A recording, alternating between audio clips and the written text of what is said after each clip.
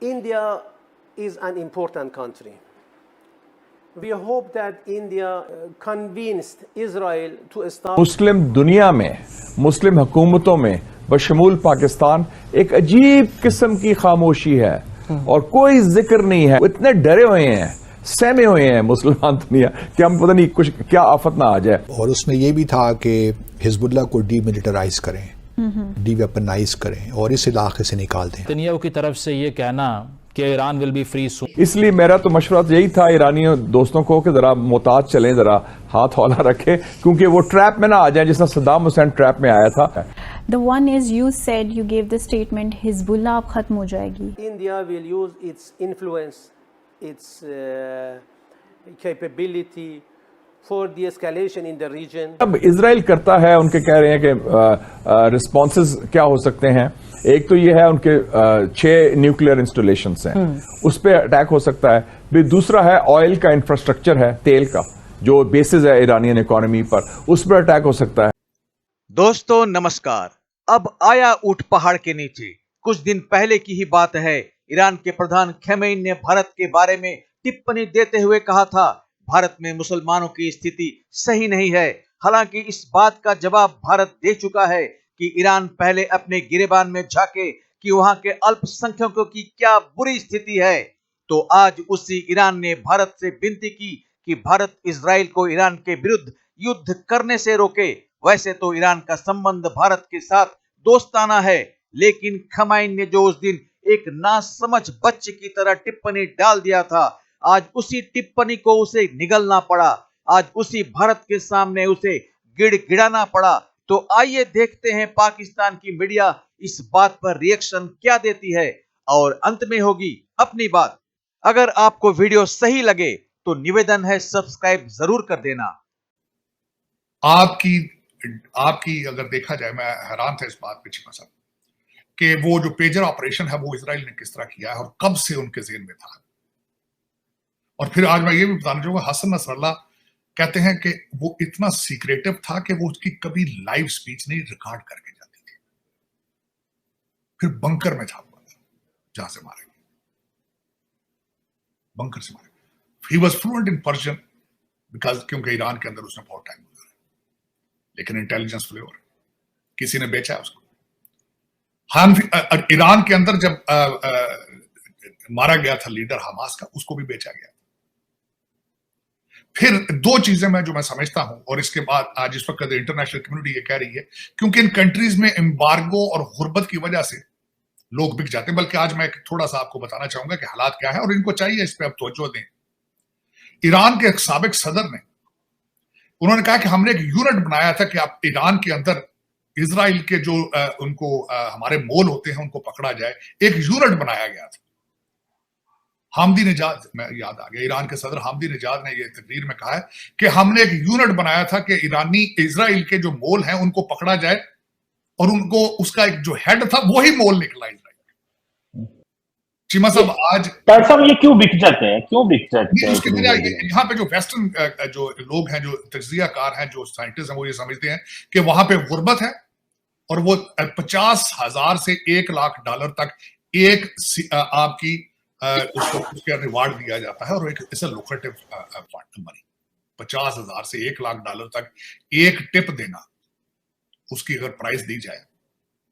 और फिर उसके बाद उन्होंने ये भी बताया कि हनी ट्रैप किस तरह जाते हैं, किस तरीके से इजराइल का जो यूनिट 8200 है वो किस तरीके से एयर होस्टेसों को उन्होंने हनी ट्रैप में यूज करते हैं इनकी मूवमेंट को स्टडी करने के लिए। ये क्वेश्चन है, और 2 बिलियन मुसलमान और दूसरे लोगों से भी क्वेश्चन है, क्या आप अंधे आंखों से इजराइल को स्टडी नहीं कर पाते वो किस तरीके से दुनिया के पे काबज हो चुके हैं, किस तरीके से अमेरिका आज हॉस्टेज है उनके सामने, किस तरीके से आज बाबा बाइडेन उनके तलवे चाट रहा है। हर बम के ऊपर एड्रेस अमेरिका का लिखा है, और आज उसने स्टेटमेंट दिया, Iran if you throw the ballistic missile we will protect Israel. पिछली दफा जब उन्होंने मिसाइल फेंके थे, बल्कि उन्होंने ईरान ने पिछले दिनों कहा अमेरिका ने हमारे साथ धोखा किया, क्योंकि इन्होंने वहां से जो ड्रोन उड़ाए थे सारे के सारे इंटरसेप्ट किए थे अमेरिका। क्वेश्चन, आज कोई है माई का लाल, कोई मुसलमान 2 बिलियन में से जो स्टडी कर रहा यूनिट 8200 को? कोई आज सामने रख के बैठा हो कंप्यूटर पे बीबी नेतन्याहू का प्रोफाइल और कहता होगा कि this is how the nations are being built, this is how very limited people they rule the world, कोई है 2 बिलियन में से? मुझे ऐसा लगता है कि भारत से ईरान जो मदद मांगा है, तो भारत के हमारे आदरणीय प्रधानमंत्री ने इस बात को पहले ही क्लियर किया हुआ है, 0 टॉलरेंस।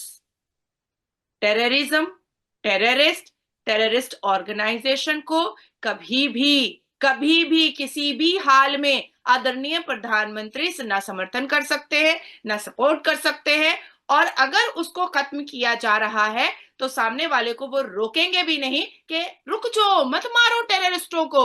ऐसा तो हमारे आदरणीय प्रधानमंत्री कभी नहीं कर सकते।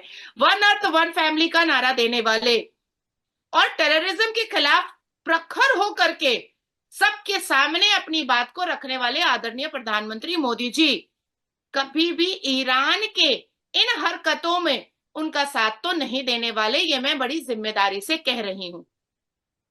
अब आती है बात कि हसन नसरुल्लाह के चीथड़ों में उड़ जाने के बाद क्या जरूरत थी ईरान को 200 मिसाइल फायर करने की? क्या जरूरत थी? क्या ईरान से आने वाला मिसाइल इजराइल बर्दाश्त कर सकता है? क्या अपने आप को बचा सकता है? या ईरान से ना भेज करके, क्योंकि अब यूनाइटेड नेशन में और भारत से ईरान क्योंकि अब मदद मांग रहा है, विक्टिम कार्ड खेल रहा है, तो क्या ईरान वाकई में चेंज हो रहा है? अपने टेररिस्ट माइंड को क्या वो वाकई में चेंज कर ले रहा है? क्या वो सीरिया का मदद नहीं लेगा? क्या वो सीरिया से इजराइल पर एयर स्ट्राइक नहीं कर पाएगा? क्या वो सीरिया से इजराइल पर मिसाइल नहीं फेंकवाएगा? अब ये भी सब 1450 साल से यहूदियों को जिस हिसाब से मुसलमानों ने अत्याचारित किया है, एड़ियों से कुचला है, और एक कहीं ना कहीं इजराइल को अब ये प्रूफ करना पड़ेगा कि हमारे जितनी भी अलहामी किताब है उसमें बनी इजराइल का जिक्र है, इसलिए मुसलमान किसी भी हाल में यहूदियों को खत्म नहीं कर सकते हैं। और ये इसकी लड़ाई है। रशिया यूक्रेन की जो लड़ाई है वो पावर की लड़ाई है, वो पोजीशन की लड़ाई है, कौन कितना पावरफुल है उसकी लड़ाई है। पर यहाँ फी सबीलिल्लाह जिहाद के नारे पर और नारे तकबीर के नारे पर और इस्लाम के जस्टिफिकेशन पर जिस तरह से इजराइल की बहु बेटियों को नंगा किया गया है, जिस तरह से इस्लाम के जस्टिफिकेशन पर नारे तकबीर के नारे पर रेप किया गया है, जिस तरह से इस्लाम के जस्टिफिकेशन पर और नारे तकबीर के नारे पर 3-3 माह के बच्चे को माइक्रोवेव में इजराइल के बच्चों को जलाया गया है, ये इजराइल के नेतन्याहू जी को भूलना भी नहीं चाहिए। क्योंकि एक बहुत खूबसूरत जो प्रधानमंत्री होता है, एक बहुत खूबसूरत आइडियल नेता जो होता है, एक नेता जो गार्जियन के तौर पर देश का होता है, वो अपने देश की सुरक्षा और अपने देश के नागरिक की सुरक्षा करने के लिए किसी भी स्ट्रीम पर अगर पहुंच जाए, किसी भी हद को क्रॉस करे, तो उसमें बुरा तो नहीं होता है। तो दोस्तों, ईरान के प्रवक्ता ने कहा कि भारत एक बहुत ही महत्वपूर्ण देश है।